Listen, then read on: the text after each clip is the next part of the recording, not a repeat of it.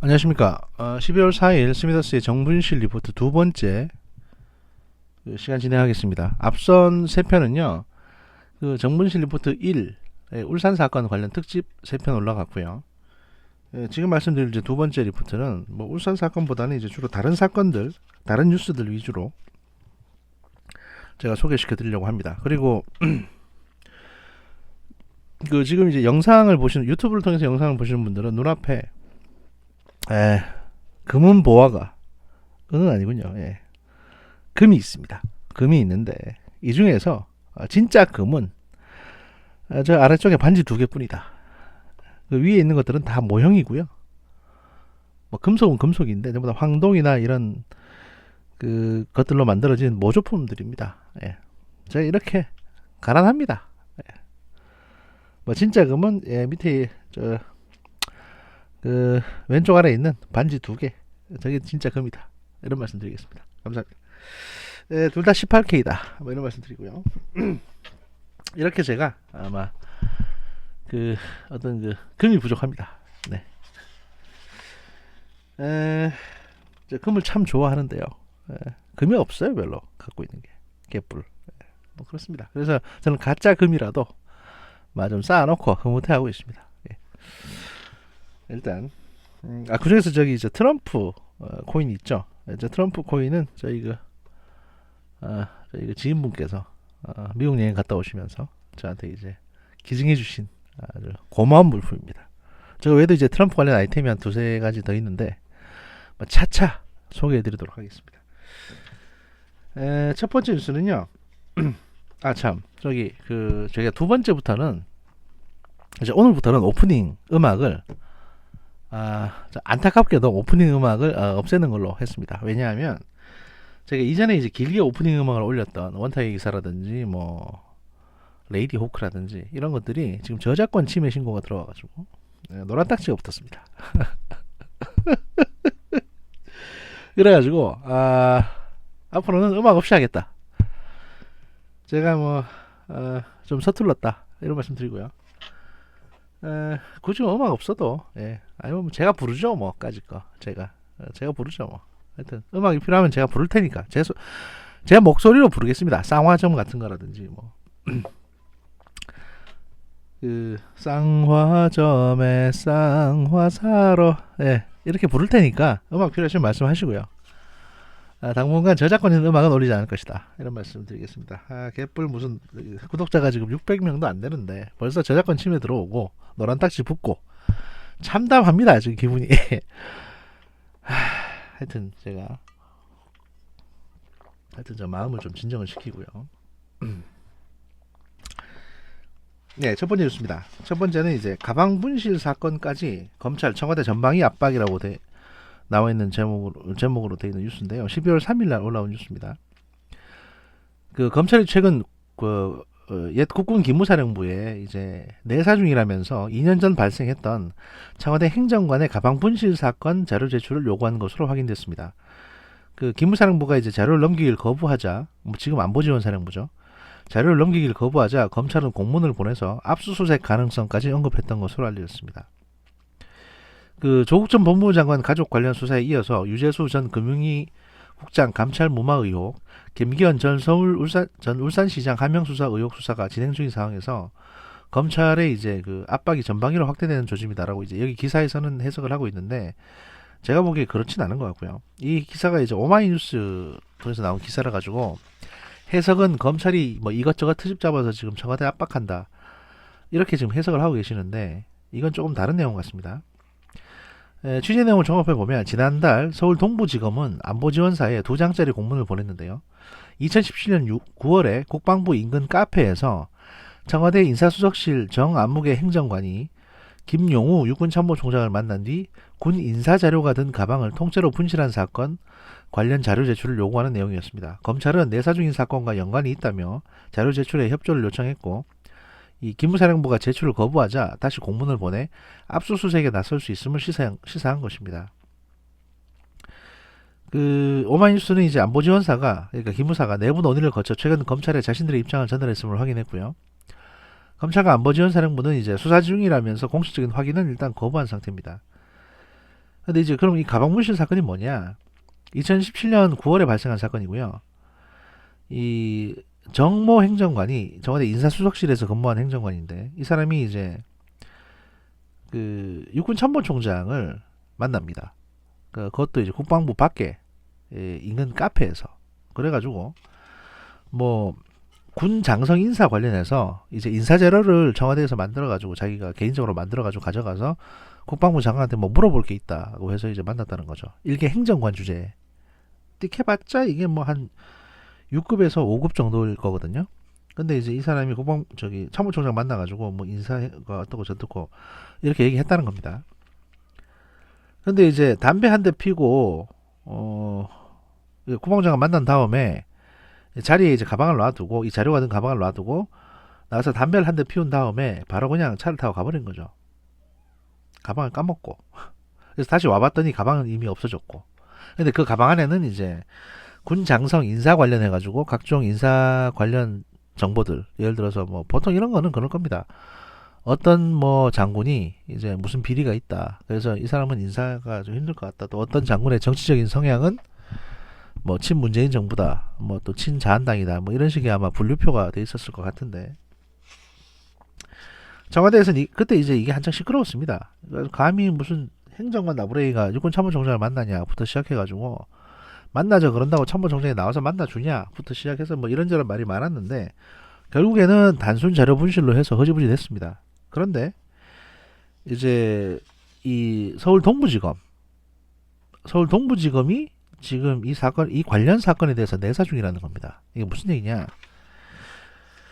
지금 서울 동부지검에서 유재수 관련 인사 뭐 관련 건을 이제 수사 중에 있죠. 그래서 이제 기자들이 보기에는 이게 혹시 청와대에서 이제 과거 2017년 7월 한창 이제 정부 그 대통령 임기 시하고 나서 군 장성 인사 있을 때 어떤 인사 청탁을 받은 정황이 포착이 됐기 때문에 그거에 관한 자료들이 이 안에 들어있는 게 아닌가. 그래서 이제 아마 기무사에서 당시 육군 참모총장을 상대로 해서 어떤 대화를 했는지 조사를 했을 겁니다. 거기서는 뭐 사실대로 말씀하셨어야 되니까 그런 관련 내용들 또 그 안에 어떤 자료가 있었는지 그게 기무사에서 나간 자료인지 아니면 청와대에서 자체적으로 만든 건지 만들 때 누가 도와줬으며 그 두 사람 만날 때 동석자 누구였는지 그 동석자가 누가 있었다는 얘기가 있었거든요. 그 청와대 파견 나가는 뭐 아무개 중령인가 대령이 동석자였다고 나와 있는데 하여튼 그래서 이제 자기 편 들어줄 사람 뭐 인사 전행을 하는 데 있어가지고 그 참모총장한테 이런 사람을 저번에 진급시키는 게 좋겠다라는 식의 어떤 그런 걸 말하려고 간 자리가 아닌지에 대한 어떤 제보가 검찰에 들어온 것 같고요. 검찰에서 지금 내사 중인데 그 관련 자료를 기무사에 요구했는데 기무사가 거부했다. 뭐 일단은 이런 상황인 것 같습니다. 두 번째 뉴스는 저번에도 한번 말씀드린 바 있는데 그 유재수 감찰 무마 논란의 당사자였던 이제 청경득 그 청와대 총무비서관실 선임 행정관 현재도 지금 청와대 총무비서관실에서 근무하고 있습니다. 이 사람이 주로 청와대의 예산을 다 쥐고 있거든요. 회계나 예산 분야.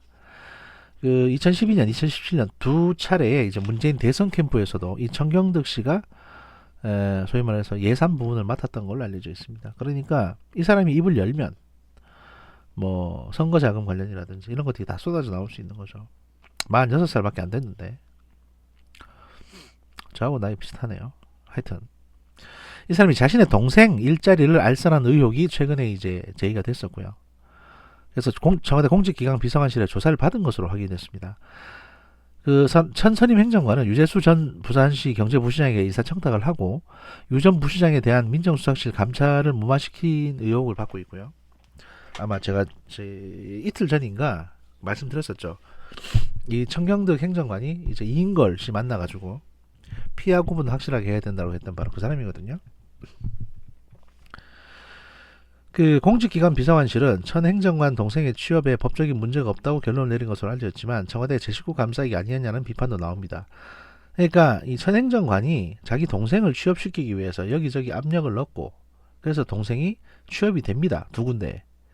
어디 됐냐면 대한상공회의소와 KT의 자회사인 KTH에 각각 계약직으로 취업을 하는데 취업이 되니까 이제 말이 나오기 시작했습니다. 이게 특혜다. 왜냐하면 취업 공고도 안 했는데 구직 그러니까 구인 공고도 안 했는데 갑자기 이 사람이 취업이 된 거거든요. 계약직으로. 그래서 한 2년 뭐 1년 이렇게 근데 계약 기간도 채 못 채우고 곧 관뒀습니다. 하도 시끄러우니까. 그러니까 결국 이거 자체가 사실은 떳떳하진 않은 거죠. 그래서 이 천 행정관의 동생은 결국 돌고 돌다가 지금은 이제 민주당 싱크탱크인 민주연구원에 근무 중입니다. 그러니까 민주연구원은 제가 보니까 뭐 갈데 없는 인간들 그냥 갖다가 델타 앉혀놓고 월급 주는 데인가 봐요. 참 좋네요. 당 생활하면. 하여튼 뭐 이렇게 정치 뉴스는 이 정도 하고요. 제 핵심이 이제 첩보, 안보 관련 뉴스들을 소개를 해드리겠습니다. 2019년 12월 3일 날 나온 뉴스입니다. 북한 전역을 감시할 수 있는 글로벌 호크가 12월 셋째 주에 한국에 들어온다는 겁니다. 글로벌 호크 같은 경우에는 이제 저희가 이전부터 사겠다고 많이 얘기를 했었고 미국도 팔겠다고 했고 결국 지지난달에 아마 미 의회에서 승인이 났습니다. 그래서 총 4대가 판매가 됐고요. 군 소식통에 따르면 글로벌 호크 한 대가 그러니까 12월 셋째 주에 한국으로 들어오고요. 군 당국은 도입하기로 한 나머지 3대도 순차적으로 들여오기 위해서 협의 중이라고 합니다. 공군은 글로벌 호크 총 4대를 들여오고 조종사 8명, 센서 통제사 4명, 정비사 16명 등에 대한 국내 교육을 실시할 예정입니다. 그러니까 이제 이게 무인기거든요. 그래서 조종사가 이제 4대가 들어오면 조종사 8명이 근무하고 그러니까 교대로 센서 통제사는 그냥 센서를 체크하기만 하면 되니까 4명만 있으면 이제 순환 근무 시킬 수 있고 정비사는 이제 16명이 필요한 거죠. 4대니까 한 대당 이제 4명씩 배치해가지고 글로벌 호크는 지상 20km 상공에서 지상 20km면요 유투보다 위에 올라갑니다. 유투기가 보통 한 15km거든요. 그러니까 거의 성층권까지는 아니더라도 거의 요격이 불가능한 지금 보유하고 있는 이제 대공 미사일 가지고는 거의 요격이 불가능한 위치 상공에 올라가서 레이더와 적외선 탐지 장비를 통해서 지상에 30cm 크기의 물체까지 식별을 할 수 있습니다. 그러니까 20km 상공에서 그 지상에 있는 키보드 정도라고 하면 되겠네요. 그러니까 노트북을 땅바닥에 놓고 20km 위에 올라가서 그 노트북이 어디 있는지를 찾을 수 있다는 거죠. 정찰 이상 못지않은 능력을 갖추고 있고요. 이게 더 상공이 그러니까 이게 이제 평균적으로 활동 고도가 지상 20km고 더 자세히 보고 싶으면 이게 밑으로 내려오면 됩니다. 고도를 낮추면 더 자세하게 더 선명하게 볼 수 있으니까 무인기가 사실은 인공위성보다 훨씬 낫습니다. 작전 반경이 3000km에 달하고 40시간가량 작전을 펼칠 수 있기 때문에 24시간 한반도 전역을 감시할 수 있습니다. 그러니까 보통 연료가 한 40시간 되는 거고요. 사람은 탑승하지 않기 때문에 사람은 교대로 이제 조종을 하면 되거든요. 글로벌 호크가 모두 도입돼 전력화되면 북한의 무력 시위 징후를 사전에 포착할 가능성이 커질 것으로 기대됩니다. 북한은 올해 13차례 단거리 발사체 탄도미사일 초대형 방사포를 발사하면서 사실 초대형 방사포라고 하는데요. 이것도 사실은 방사포가 아니고 그냥 미사일입니다. 미사일이고요. 탄도미사일이에요. 이것도. 이동식 발사차량 이동했고 뭐 그런 블라블라 해가지고 하지만 글로벌 호크를 도입하게 되면 24시간 북한을 감시할 수 있기 때문에 우리 군의 이제 정보 수집 능력이 향상됩니다. 그건 사실인데 문제는 이 기사 마지막 줄에 있습니다. 다만 감청 및 영상 정보 등 신호 정보를 모으는 시긴트 장비 탑재 문제는 한국에 인계된 후 해결하기로 합의한 것으로 알려졌다. 이게 무슨 소리냐? 글로벌 호크를 들여오는데 반쪽짜리 글로벌 호크가 들어오는 겁니다. 지금. 그러니까 원래 글로벌 호크의 능력은요. 지금 유투기가 하고 있는 것도 마찬가지인데 단순히 이 디지털 카메라를 갖고 올라가서 이걸로 사진만 찍는 게 글로벌 호크가 갖고 있는 능력만은 아닙니다. 글로벌 호크는 뭘 가지고 있냐면 감청이나 영상 등의 신호 정보를 모으는 장비도 있습니다. 그러니까 이 전파 각종 이제 뭐 휴대폰 전파든 와이파이 전파든 간에 이런 전파로 오고 가고 있는 영상 신호, 비디오 신호, 그 다음에 그 뭐 군 통신망이든 또는 이제 유무선 통신망으로 가는 음성 신호, 그 다음에 전화, 팩스 이런 모든 전자 신호를 빨아들일 수 있는 장비가 있습니다. 글로벌 호크에는. 그런데 이거는 미국제엔 탑재되어 있는데 한국에 판매하는 물건에 대해서는 아직 탑재를 시키지 않았다는 겁니다. 일단 니네가 도입해라. 그 다음에 우리가 고민해보고 설치해줄게 라는 얘기를 했다는 거죠. 이 말은 미국이 안 판다고 한 거고요. 한국에 이거를 너무 기밀 장비이기 때문에. 그럼 한국은 일단 글로벌 호크를 사고 싶으니까 오케이 했는데, 글로벌 호크 도입한 건 좋은데 제가 보기에는 한국이 지금 미국에 눈탱이 맞은 것 같고요.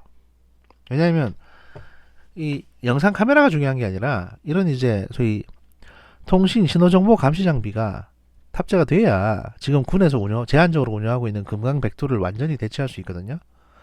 그런데 글로벌 호크를 들여오는데 반쪽짜리 기능을 가진 글로벌 호크를 들여오면 이 갖고 있는 성능을 최대한 발휘를 못하게 됩니다. 그럼 사실 그 돈 주고 살 의미가 없죠. 카메라도 우리도 있으니까요. 카메라 달린 정찰기는 우리도 보유하고 있고 사실 인공위성 써도 됩니다. 근데 이 첨단 도청 장비, 첨단 감청 장비가 설치되어 있기 때문에 글로벌 호크가 좋다고 하는 건데 이걸 우리한테 안 준다? 이거는 소위 말해서 지금 청와대가 국방부가 미국과 어떤 협상을 하셨는지 모르겠는데 이 내용은 지금 이 기사를 통해서 처음 나왔거든요. 이 반쪽짜리 글로벌 호크라는 거는. 이건 지속적으로 관찰을 하고 지속적으로 관찰해야 될 문제인 듯 싶습니다. 다음 뉴스입니다. 2019년 11월 24일 날 나온 뉴스인데요. 이제 보안정보 신문이라는 데서 나온 겁니다. 이게 긴급이라고 해서 국가 지원 해커 조직이 북한 해커 조직입니다. 이게 북한이나 중국 해커 조직이고 한글 악성 파일 변종 계속 유포 중 이런 제목으로 나왔습니다. 여기 보면 이제 11월 18일 발견된 제9대 학회장 선거 공고 및 입후보 신청서라는 한글 파일이 첨부가 되어 있는 이메일이 지금 나돌고 있는데 이게 지금 악성 코드가 이 한글 파일 내에 숨어 있다는 겁니다. 그런데 이 이메일이 나도는 어떤 유포되는 게 좀 심상치 않은 분들에게 유포가 되고 있기 때문에 그런 겁니다. 이 이메일 내용을 보면 제9대 한국국가정보학회 학회장 선거를 공고하는 내용으로 위장한 악성 파일로 문서 내부에 존재하는 EPS 개체가 악성 기능을 수행하는 것으로 드러났습니다. 그러니까 이 제목이 중요합니다.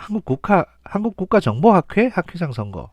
그러니까 한국국가정보학회 회원을 상대로 이 파일이 유포가 된 겁니다. 그런데 한국국가정보학회는 전 현직 국가정보기관 관계자들이나 또는 국가정보학을 전공으로 하는 학위 소지자다 이런 사람들이 이제 보통 회원으로 가입이 되거든요. 저도 회원으로 가입돼 있습니다. 상당히 제한적인 사람들만 회원으로 가입돼 있는 학회입니다. 그런데 그분들을 상대로 해서 악성 코드가 심어진 이메일이 첨부 파일이 붙은 이메일이 돌고 있는 겁니다. 그러면 그분들이 이메일이 해킹 나갈 수가 있고요. 그 사람들은 전 현직 국가정보기관 관계자들이기 때문에 이제 이게 심각한 보안 사고가 발생할 수도 있죠. 그렇게 되면. 그래서 이 악성 코드가 하는 역할은 뭐냐면 지금까지 파악된 바로는 특정 그러니까 외부 파일을 다운로드 및 실행하는 구조를 갖습니다. 그러니까 이 악성 코드가 깔리게 되면요. 그러니까 이제 쉽게 설명드리면 이 이메일을 딱 열었는데 이 첨부 파일이 있습니다. 한글 파일이. 이거 한글 파일을 열게 되면 그냥 이 한글 파일 내용만 보여요. 정상적인 한글 파일에 국가정보학회 회장 선거 공고가 어떻게 되고 어떻게 몇월 며칠부터 하고 막 이런 내용이 보이는데 이 HWP 파일 안에 VBS 파일이라는 게 숨어 있어가지고 얘가 이제 소위 말해서 자동으로 이 내 컴퓨터의 시작 프로그램에 깔리게 됩니다. 그렇게 되면 내가 이 한글 파일을 보고 그 다음에 작업을 좀 한 다음에 컴퓨터를 끄지 않습니까? 껐다가 그 다음날 다시 출근해서 이걸 다시 켜게 되면 그때 이 악성 프로그램이 작동을 하게 됩니다. 그래서 킬 때 외부의 어떤 프로그램을 다운로드 받아서 실행을 시킵니다. 그건 아마 해킹 프로그램일 가능성이 높고요. 그 외부 프로그램이 몰래 다운로드 되고 실행이 되기 시작하는 겁니다. 근데 시작 프로그램에 깔아놨기 때문에 왜 시작 프로그램에 깔아놓느냐? 시작 프로그램에 깔아놓게 되면 이 소위 말해서 백신 프로그램이 가동되기 전에 이게 작동될 수 있거든요. 보통 컴퓨터가 켜지면 시작 프로그램의 목록에 있는 이제 프로그램들이 순차적으로 작동이 됩니다. 그리고 이제 백신 프로그램이 작동되기 때문에 이 프로그램이 백신 프로그램보다 먼저 작동이 되니까 벌써 다운로드가 돼버리고 그러고 나서 이제 저희 V3라고 하는 백신 프로그램이 작동이 되게 됐을 때 이게 악성 코드인지 아닌지 못 잡아낸다는 거죠. 왜냐하면 백신 프로그램이 작동되게 되면 이 프로그램은 꺼져버렸으니까, 이미 모든 걸 다운로드 한 다음에. 그래서 다운로드된 해킹 프로그램이 작동이 되기 시작하는 거고, 거기에서 이제 해커들은 그 컴퓨터를 통제할 수 있게 되는 겁니다. 메일을 열어본다든지. 지금 그런 것들이 돌고 있다. 그러니까 첨부 파일 여실 때 조심하셔야 되고요. 단순한 한글 파일이라고 하더라도 이거 굉장히 조심해서 열어보셔야 됩니다. 다음 뉴스는요. 그 북한이 이제 유엔 미국 제재를 피할 암호화폐를 개발하고 있다는 소식입니다. 이게 아마 이제 2019년 9월 달에 나온 뉴스인데요. 제가 왜 이 뉴스를 소개시켜 드리냐면 바로 이 다음에 소개시켜 드릴 뉴스 때문에 그렇습니다. 일단 들어봐 주시기 바랍니다. 2019년 9월 19일에 나온 뉴스인데요. 그 북한이 무역을 촉진하려고 자체 암호화폐 개발을 추진한다고 암호화폐 전문 매체인 디크립트가 보도를 했습니다.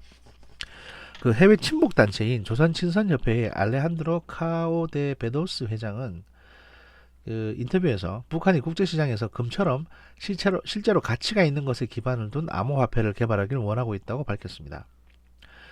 이 스페인 사람인 이제 베데노스는 북한 정부 기구인 대외문화연락위원회의 일원으로서 북한의 유럽 내 교섭 창구이기도 합니다.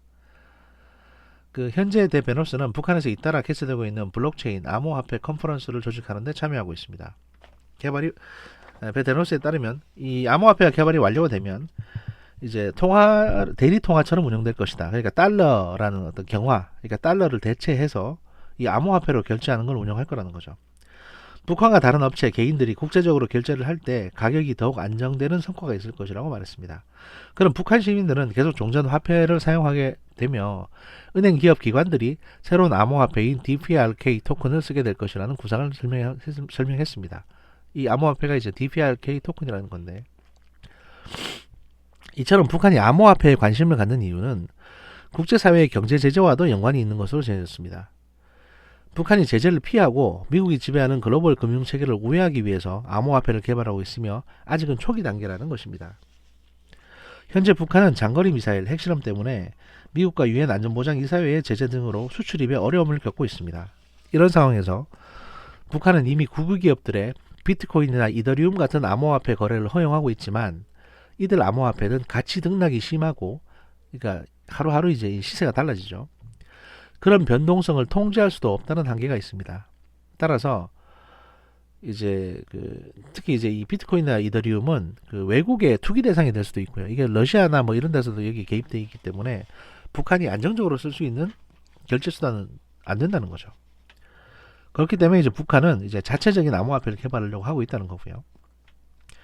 북한은 이제 2019년 이어서 2020년에도 블록체인과 암호화폐를 주제로 국제회의를 개최하고자 합니다. 이들이 회의를 개최하게 되면 비밀이 보장되고 북한의 최고위 관리, 기술자들과 접촉할 기회를 얻을 수 있다고 북한은 설명합니다. 이제 올해 2019년 4월에 북한에서 열린 이제 컨퍼런스가 있었는데요. 이 컨퍼런스의 목적이 암호화폐 전문가들을 모집하는 것이었으며 소수 해외 전문가들이 현재 추진되는 암호화폐에 통찰력 있는 조언을 건넸다고도 밝혔습니다. 한 컨퍼런스 참석자는 북한이 개발에 관심을 지닌 암호화폐가 중국의 위챗과 같은 결제체계라고 말했습니다. 그는 북한의 주요 관심은 비트코인으로 제재를 회피하는 것이며 유엔의 영향력이 없는 구역에서 이더리움을 사용하는 것이었다고 당시 이제 그 컨퍼런스 세미나에서 논의된 것을 전했습니다. 북한이 이제 스위프트 대신 스위프트는 이제 그 SWIFT라고 해서 국제은행 간 통신협회라고 말합니다. 그 스위프트 대신 비트코인을 이용하는 방안을 알기를 원했으며 이를 국가의 독립을 용이하게 할 방식으로 인식하고 있었다는 전언도 뒤따랐습니다. 그러니까 스위프트는 국가가 기업 간의 거래를 할 때 뭐 이제 예를 들어서 외환은행에서 뭐 뱅크 오브 아메리카로 송금하는 뭐 이런 시스템을 말하는 건데, 쉽게 말하면 이거 대신 비트코인을 쓰려고 한다. 왜냐면 너무 이제 그 경제 제재가 심하다 보니까, 그러니까 북한 무역에 도움을 주는 은행도 이제 탈탈 털리고 경제 제재 대상이 되고 이러니까 국제 결제를 할 수가 없는 거죠. 나아가 북한이 유엔에 대한 불안감 때문에 중국 중개업체들의 무역을 위탁해 왔으나 간혹 사기를 당하는 경우가 있어서 이를 예방할 목적으로 이더리움 체계에 주목하는 것으로도 전해졌습니다. 그 내년 2월에 열릴 평양 블록체인 암호화폐 컨퍼런스 2020은 규모가 더 클 것이며 한국, 일본, 이스라엘을 제외한 모든 이들에게 개방될 것이라고 밝혔습니다. 그러니까 한국, 일본, 이스라엘 정보기관에서 북한이 암호화폐 개발하는 것을 캐기 위해서 노력을 하고 있는데 이 평양에서 열리는 국제 세미나에 이 세 나라는 참석을 할 수 없다. 이 세 나라의 국적을 가진 사람들은 뭐 이런 얘기를 하는 겁니다. 근데 제가 왜 9월 달에 이 철진한 뉴스를 설명을 해드리냐? 그 중앙일보에서 나온 이제 2019년 11월 30일자 뉴스입니다. 북한의 제재 피할 돈 세탁 기술을 전수한 미국의 말썽꾼이 딱 걸렸다는 겁니다. 이게 이제 제목인데 내용을 소개해드리면요. 북한을 방문해서 미국의 제재를 회피하고 자금을 세탁할 수 있는 암호화폐 및 블록체인 기술을 전수하고 돌아온 미국 시민을 미국 수사당국이 대북 제재 위반 혐의로 체포해서 기소했다는 겁니다. 미국 법무부는 싱가포르에 거주하는 미국인 버질 그리피스 36세입니다. 지난 4월 평양을 방문해 암호화폐를 이용해 미국의 경제 제재를 회피하는 기술을 북한에 전수한 혐의로 기소했다고 밝혔습니다. 그리피스는 미 재무부 허가 없이 북한의 상품과 서비스, 기술 수출을 금지한 긴급경제조치법을 위반한 혐의입니다. 최고 징역 20년을 받을 수 있는 중범죄로 분류됩니다. 뉴욕 연방검찰은 하루 전인 28일 로스앤젤레스 공항에서 그리피스를 긴급 체포했고요. 아마 체포 자체는 FBI에서 했을 겁니다. 검찰 기소에 따르면 이제 암호화폐 이더리움 전문가인 그리피스는 2019년 4월 평양에서 열린 평양 블록체인 및 암호화폐 회의에 참석을 했습니다. 이 자리에서 블록체인과 평화라는 제목으로 프레젠테이션을 했고요. 이는 이제 북한 당국과 사전에 조율된 주제였습니다. 주로 북한 관료들로 구성된 청중 100여 명이 강연을 들었다고 AP통신은 전합니다. 회의 주최 측은 그에게 암호화폐와 블록체인 기술이 잠재적으로 돈 세탁과 미국 제재를 회피하는 수단으로 유용하다는 점을 특별히 강조해달라고 부탁했다고 합니다. 돈 세탁과 제재 회피 두 가지 주제가 북한에서 파급력이 가장 크다는 이유에서였습니다. 그리피스는 북한에 가치 있는 고급 기술 정보를 제공했으며 북한이 이 기술을 돈 세탁과 미국의 제재를 피하는 데 사용할 수 있다는 점을 알고도 범행을 저질렀다고 뉴욕 연방 검찰에서는 이제 기소장에 밝혔습니다. 그 미 연방수사국 FBI는 별도 성명을 통해서 북한이 핵무기 완성 욕구를 발전시킬 수 있는 자금과 기술, 정보를 확보하는 것은 세계를 위험에 빠뜨리는 행위인데 이 미국인이 그것을 도왔다는 겁니다. 그리피스가 북한과 한국 간의 암호화폐 교환을 가능하게 하는 방식도 계획을 했다고 밝혔습니다. 그러니까 북한하고 한국 간의 암호화폐를 쉽게 교환할 수 있는 방식을 그런 체인을 만드는데 그리피스가 그런 시스템을 개발해 봤다는 겁니다. 연구를 했다는 겁니다. 평양 국제회의가 끝난 뒤 그리피스는 남북 간 암호화폐의 이동을 쉽게 만드는 작업을 시작했다고 전하고 있습니다. 지난 8월 그리피스는 휴대전화 문자 메시지로 한국에서 북한으로 암호화폐를 이동시키는 문제를 논의하다가 적발됐다고 언론은 보도하고 있고요. 사람 2라고 표기된 문자 메시지 수신자가 제재 위반 아니냐고 묻자 그리피스가 그렇다고 답한 문자도 확인됐답니다. 그러니까 이 그리피스에 대해서 FBI가 오랫동안 감청을 해온 겁니다. 그래서 이제 모든 범죄 혐의를 확인한 순간 체포를 한 거고요. 그리피스는 미국 국적을 포기하고 다른 나라 국적을 취득하는 방법을 연구한 흔적도 있다고 미 언론은 전합니다. 수사당국은 공범 1명을 추가로 구속할 예정이고요. 그리피스는 당초 미 국무부에 방북 허가를 신청했으나 거절당하자 유엔 주재 북한 대표부를 통해 비자를 발급받았습니다. 약 13만원을 그러니까 100유로, 그러니까 13만 원을 지불하고 받은 비자로 중국을 거쳐 입국을 했습니다. 북한에 다녀온 흔적을 남기지 않기 위해서 여권인이 아닌 별도의 종이의 비자를 받았다고 이제 FBI는 밝히고 있고요.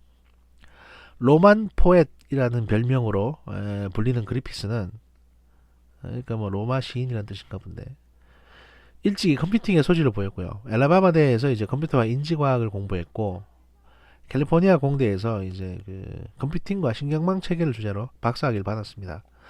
대학생 때 캠퍼스에 설치된 자동 판매기와 동전 세탁기 결제 시스템이 얼마나 허술한지 알리기 위해서 공짜로 사용하는 방법을 온라인에 알렸다가 결제 회사로부터 소송을 당하기도 했었고요. 연방검찰에 따르면 그리피스는 블록체인과 암호화폐 개발 오픈소스 플랫폼인 이더리움 소속이고 해킹과 암호화폐 세계에서 유명 인사로 알려졌습니다. 그래서 이 사람이 지금 북한의 암호화폐 기술, 핵심 기술을 전수해주고 왔다는 거죠. 그리고 그 내용 중에는 남한하고 북한 사이에 이 암호화폐 교환을 용이하게 하는 시스템을 개발하고 있었다.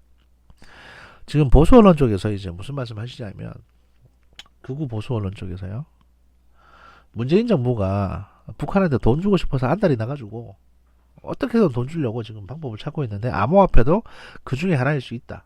이래서 이제 유재수가 뭐 부산에 암호화폐 특구를 만들려고 하는 것도 그렇고, 이게 다 이 나라를 들어서 북한에 팔아먹으려고 이런다, 뭐 이렇게 말씀을 하시거든요. 근데 이제 그 정도는 아니라고 하더라도 지금 북한이 대북 제재를 회피해서 어떤 돈을 받고 무역 거래를 하고 하는데, 지금 우리 정부가 조금 협조를 해준 게 아니냐, 우리 정부나 국정원이 지금 협조를 해주고 있는 것이 아니냐, 이런 의심도 해볼 만한 사실 뉴스이기도 합니다. 그래서 이제 미국 그 FBI가 수사를 하고 있으니까 아마 좀 더 수사가 진행이 되면 여기에 대해서 이제 좀 밝혀지겠죠. 일단 좀 길어지는 관계로 3부, 그러니까 3부란다 저기. 2019년 12월 4일 스미더스의 판단고기 판단고기 아니고요, 정부실 리포트 2부 1회는 여기서 마치겠습니다. 제가 지금 감기 걸려가지고 제 정신이 아닙니다 지금. 하여튼 2부 1회는 여기서 마치고 조만간 오늘 중으로 2부 2회를 녹음을 하고, 그 다음에 스미더스의 판단고기도 다음 편이 올라갈 겁니다. 일본의 정보기관에 관련한. 오늘 중으로 다 올리도록 하겠습니다. 아직 녹음을 안 했거든요. 녹음하는 대로 바로 올리겠습니다. 감사합니다.